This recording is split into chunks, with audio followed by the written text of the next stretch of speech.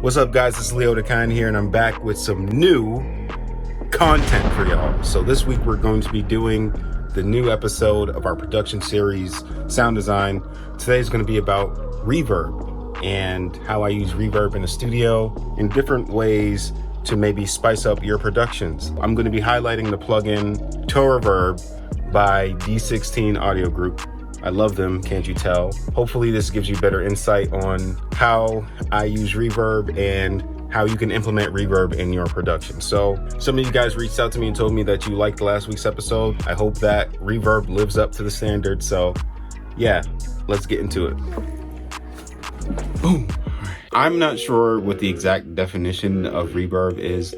All I know that it is like a delay, but more frequent, like so frequent that we can't hear the individual delays, so it adds up into being this big sound. Listen, I did go to college for this, I did, but that is my definition of reverb. But you know, I think the first thing that comes to mind when people think of reverb, they think of halls, churches, auditoriums, big open spaces.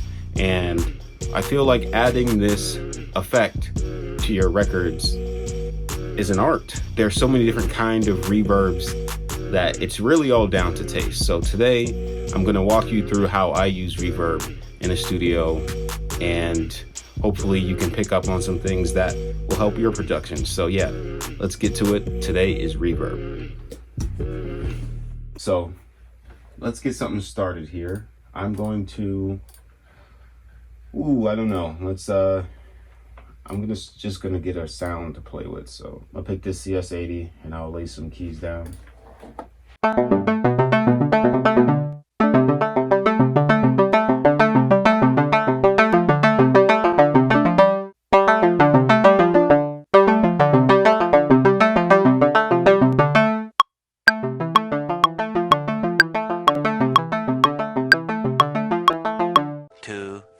Years later. What the heck?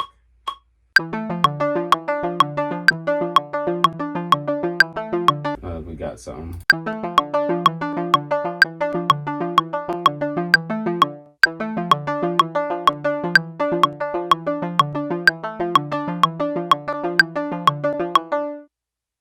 I'm just gonna loop that and let's get started with the reverb. I picked a sound that already didn't have, it seems like this doesn't have any reverb on it already. So my favorite, which is the one I previewed in the last episode, was D16. This is another shout out to D16 and their Toraverb 2. So I also realized I was saying decimator the whole, sorry for the keys, the decimator the whole last episode, and it's actually decimort.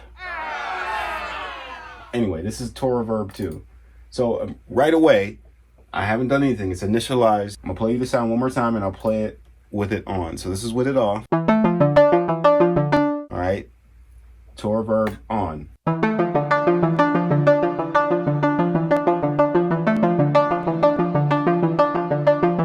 It's like right away, we are transported into a space immediately. Not that the sound wasn't cool before, but the sound was cool. It's just this reverb element has taken us to just a different place now.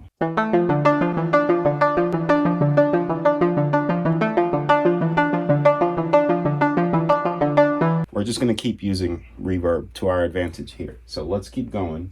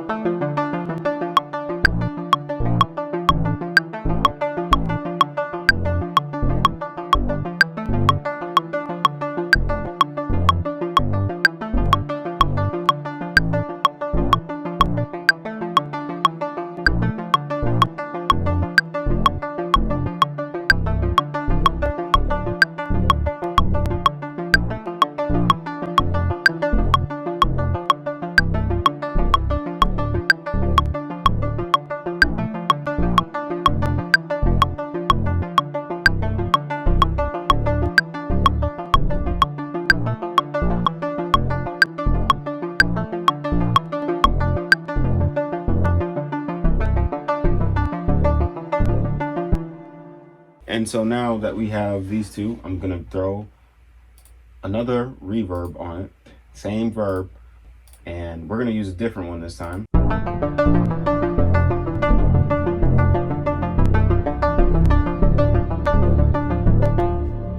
So if you're into like cinematic stuff, reverb is very powerful if you're doing cinematic type productions. And I think in any production, but especially cinematic stuff, because it takes it to such a level. Sorry about the creaking upstairs, there's other people in my house, but it takes it to another level spatial wise. And I think that's very important when you're trying to convey a feeling like cinematic music. So with that element of reverb, I feel like this has so much more space now. So I'm just going to continue to drive home this point that reverb is a space shifter in your production.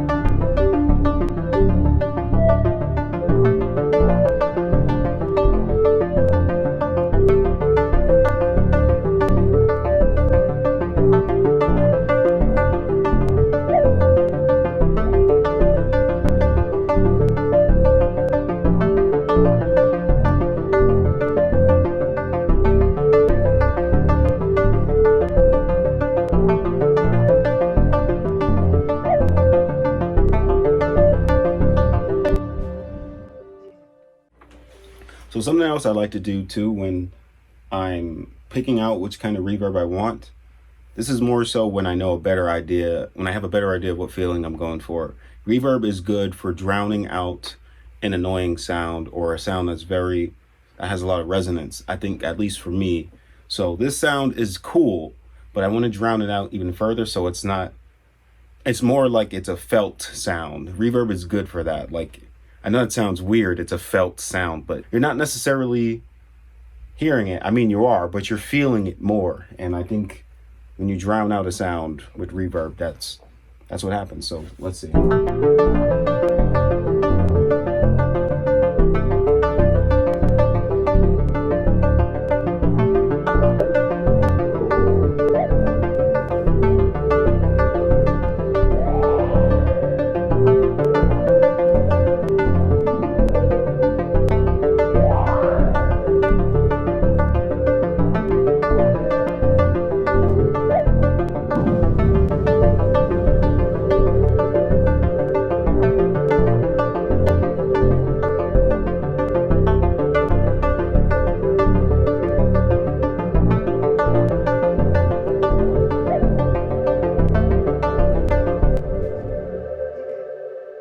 And also, reverb is known for having super long tails. I mean, like, depending on what kind of reverb you have. But that's why when a song ends or you let go of a note, there's still that tail there, because there may be sustain and reverb involved with the sound. So I'm going to add one more thing, and it's going to be my voice. And I'm going to use two different plugins. I'm going to use reverb, but then I'm going to use the next plugin that we'll use for next week.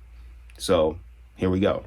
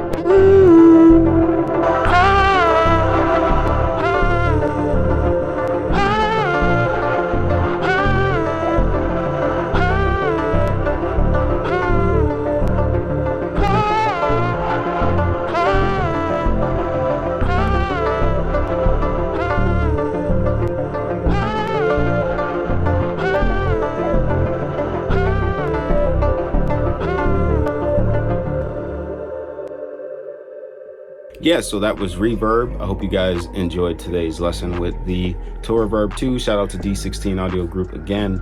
Next week, we'll be back with another episode of the production class. I think you guys may already be able to guess it if you're already sound design wizards. Yeah, let me know in the comments if you already know, because I just previewed it. It's a very distinct sound, and I think a lot of people already know what we're about to get into. So hope you guys have a great week. Subscribe if you haven't already. Give this a thumbs up and share it with somebody. My name is Leo the Kind, and I'll see you guys soon. Peace.